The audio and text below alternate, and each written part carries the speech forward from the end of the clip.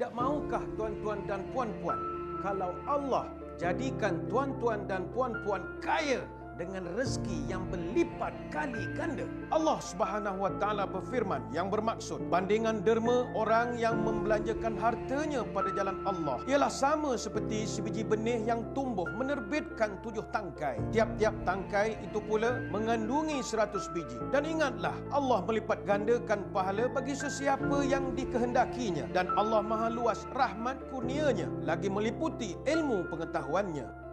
Janji Allah sungguh jelas. Sesungguhnya hikmah berinfak dan berwakaf cukup besar. Rezeki menanti berkali ganda kepada sesiapa yang berinfak dan berwakaf ke jalan Allah.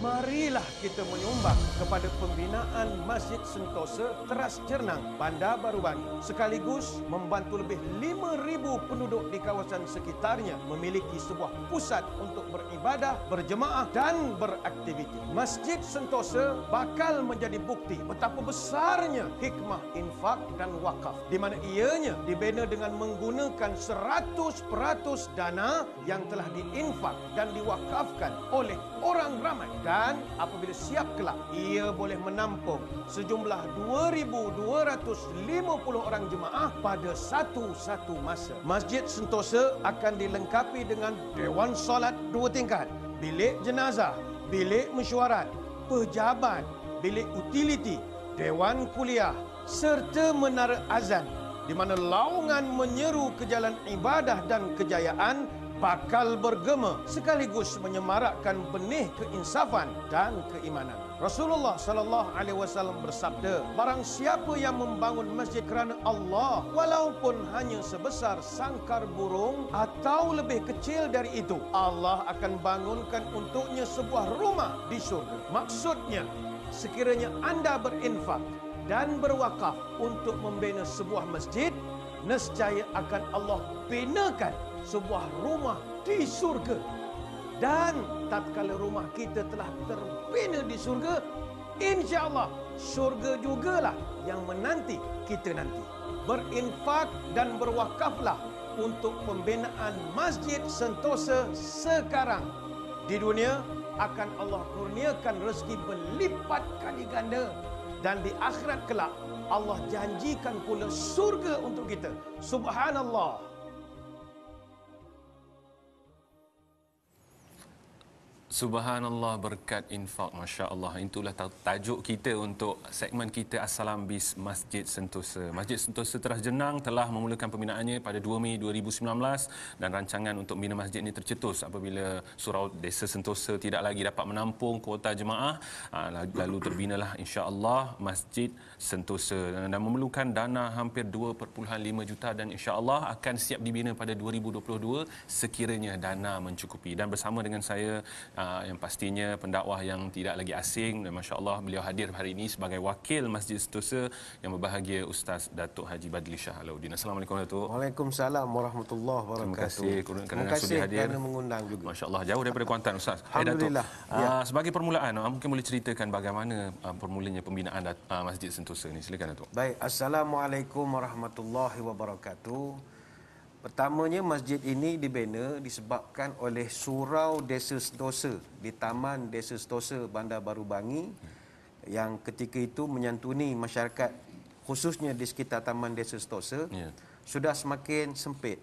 Tak dapat nak memenuhi jemaah yang makin ramai. Tambahan lagi kita ada sekarang ni SOP dan berbagai-bagai penjarakan. Betul. Jadi pihak di kalangan pimpinan masyarakat, mereka bercadang supaya dibina satu masjid. Jadi masjid itu telah pun dibina permulaannya pada tahun 2019, 2 Mei 2019.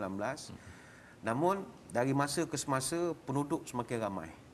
Jadi mereka telah pun bercadang untuk kita nak perbesarkan lagi masjid ini supaya dapat menyantuni lebih ramai jemaah dan sesuai dengan suasana semasa.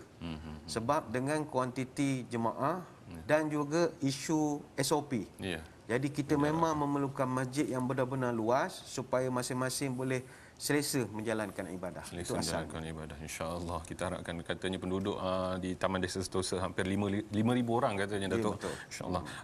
Dana yang diperlukan adalah sebanyak lebih kurang 2.5 juta lagi, Datuk. Ini ada perkembangan terbaru. Kita asalnya dana yang kita perlukan lebih kurang dalam 8,963,000 lebih kurang begitu. Hampir 9 juta ya. Tapi setakat pagi ni alhamdulillah kita telah pun berjaya mengumpul sebanyak 7,61,000. Masya-Allah, 7 juta. Alhamdulillah, hasil daripada sumbangan masyarakat yang begitu prihatin tentang suasana semasa yang kita semua orang tengah dalam keadaan susah.